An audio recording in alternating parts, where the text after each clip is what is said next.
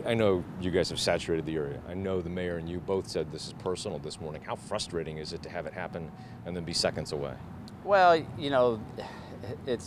we just can't be everywhere. That's the sense of frustration.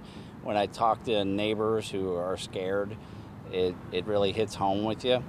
The mayor and I met with the victim's family today, Mr. Felton's family. To meet with a fourth family, it's tough. That was the fear that I had the whole time, is how am I going to face another victim's family?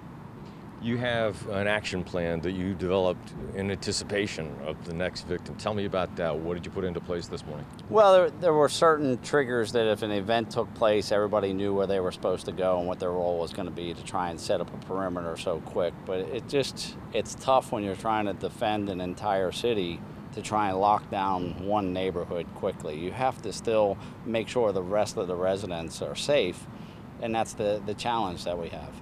This time you have a witness. Tell me what the witness said about the time of the event and the arrival of your officers. Well, the witness heard some gunshots, was distracted, looked up, and saw somebody fleeing the scene.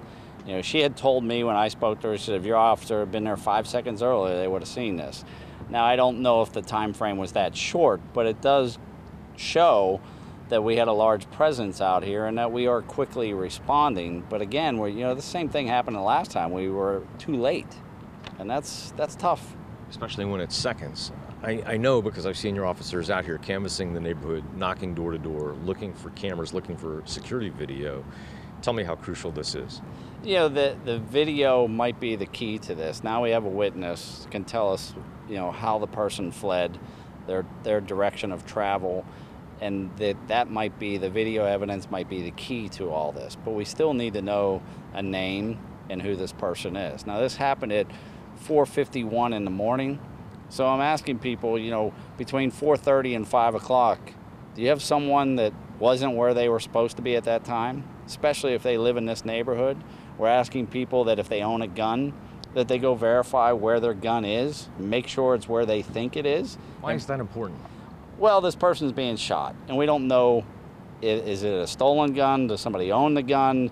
We're just looking for every little bit of evidence. Does this person or people that are doing this, are they taking a loved one's firearm and going and doing this and then sneaking back home?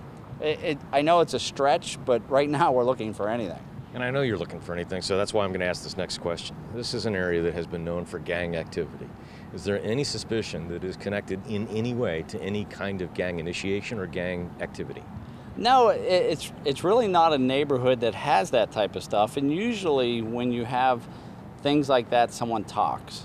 And we're not hearing any chatter, we're not hearing any talk. And that's why we think it's either a person alone or a very tight-knit group of one or two people. And that's why I've always been very careful to say it's a serial killer, because we don't have enough information, but we've also tried to make sure that people are very much aware of what's going on in their neighborhood, because it's a public safety issue. How is the ATF helping? Well, I can tell you this morning that any evidence that we had, ATF got on a plane this morning and it's already in Maryland. So that's how they're helping. They've been here since day one, and they are totally engaged. We also notice, obviously, they're flooding the area too, special agents. I'm sure the FBI is involved, but tell me how you're getting help from outside. Well, the first thing this morning, ATF's been involved since day one, and I spoke last night to the special agent in charge of the Tampa office. We just discussed where we were at. Last night I spoke to him about 7 o'clock at night, and FBI was out here first thing this morning with their SWAT team helping us search these neighborhoods. So it's been very much a team. The Hillsborough County Sheriff's Office has deployed deputies to help lock down this neighborhood. St. Pete Police Department is helping us. And I've spoke to Sheriff Gualtieri over in Pinellas County, and Pasco County is Sheriff Naco gave us some technology that we've been used. So it's been a Bay Area team effort, but it's clearly our responsibility to keep the city of Tampa safe. So you said or alluded to this morning that you believe this individual lives in this neighborhood. clearly they escaped quickly, somehow vanished into the ether here. How do you check door to door to see, is that person still here? Well, what we're doing is we're literally knocking door to door, checking the entire yard, whether there's sheds, any crawl spaces, and we knock on the door, see if we can check their home. That's where we're at.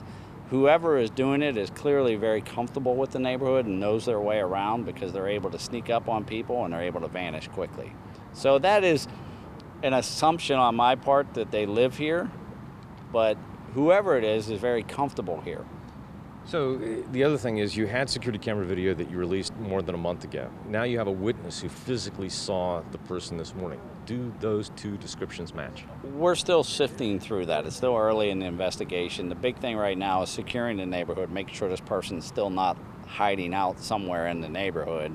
And then as we're able to clear homes and make sure that it's safe to be there, we start sifting through the video. And that's why it's a very painstaking process. Thank you, Chief. Yeah. Thank you very much. Appreciate it.